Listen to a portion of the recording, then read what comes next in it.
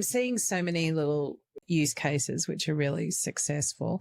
I think some of the ones aren't necessarily that connected to marketing, but one was Queensland Teachers. So they've worked with Microsoft on a pilot, and it's fascinating. I mean, if you think about how hard it is to actually get something through a teaching community, because it's a very analog, mostly analog way of sort of delivery. So they were actually, people could research it online, but it's a fascinating scenario of how they actually used AI in multiple levels. And they actually saved teachers between 5 and 9 hours a week, which is a real game changer.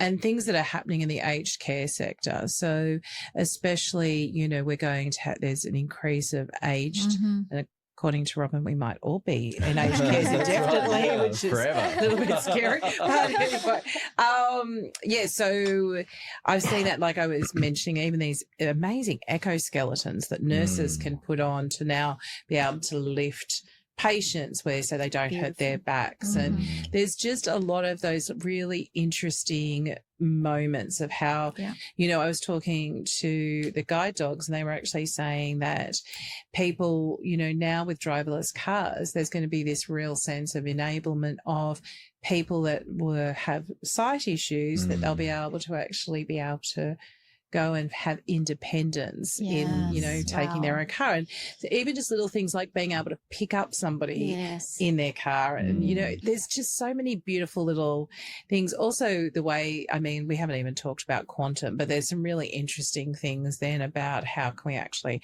potentially use quantum to even help with solving some of the climate issues and things.